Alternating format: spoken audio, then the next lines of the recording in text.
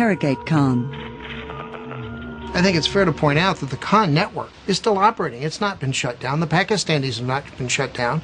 And top Pakistani officials, generals, public servants, etc., have been rewarded because of this activity.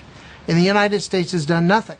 There's concern that some kind of transfer happened to al-Qaeda back when the Taliban were in control of Afghanistan.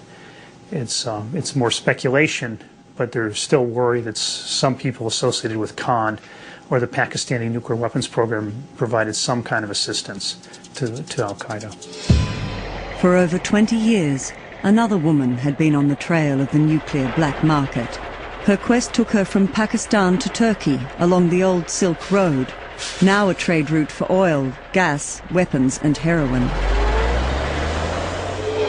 Her identity should never have been made public. But in July 2003, leaks from the White House led to the publication of her name and of the organization she worked for.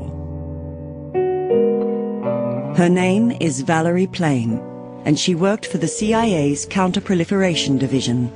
The Plame affair soon grew into a scandal. Revealing an agent's identity is a federal crime.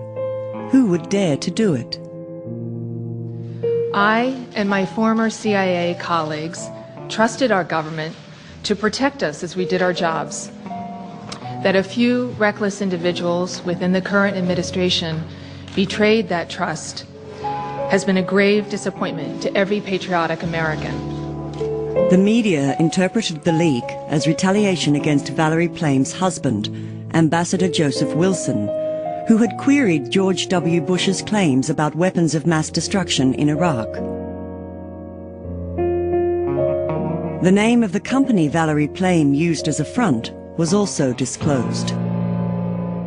She worked for a company called Brewster Jennings, and that Brewster Jennings apparently was working against the target of Turkey, meaning that Turkey was being investigated by the CIA as a proliferator of weapons.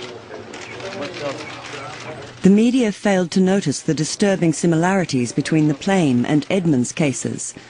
Like Sibel, Valerie Plame worked in the area of nuclear trafficking, and like Sibel, her investigations foundered when she approached the Black Sea region.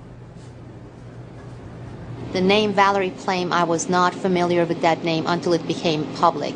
But if someone were to ask me about Brewster Jennings, that would be a different question, and it would be a different story, but a story that I could not comment on because, as you know, I cannot talk about the targets of investigations or issues, details that I dealt with during my work with the FBI.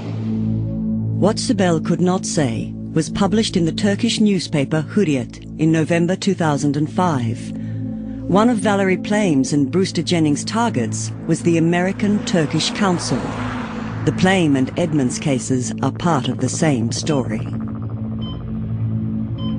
That same month, the Supreme Court decided not to review the lower court decisions on Sibel's case. But Sibel's fate had in fact been sealed 3 years before, at a high-level meeting in Washington. The state secret privilege was invoked not by the FBI, but by the Pentagon and the State Department. They requested that Sybil Edmonds not be able to speak on this issue. Thank you very much. I'm sorry about Edmonds, and I'm sorry about Plame. I'm sorry about all these people. But I can name hundreds of others who've tried to stop things like this and seen it before. And this is a repeat. The difference is the Bush crowd plays rougher than any of them. PEN American Center is pleased to present Sibel Edmonds with the 2006 PEN Newman's Own First Amendment Award.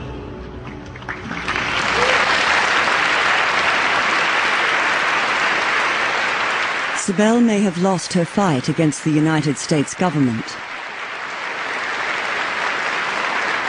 But in April 2006, recognition came to her via PEN, the prestigious International Writers and Journalists Association, whose members aim to defend freedom of speech.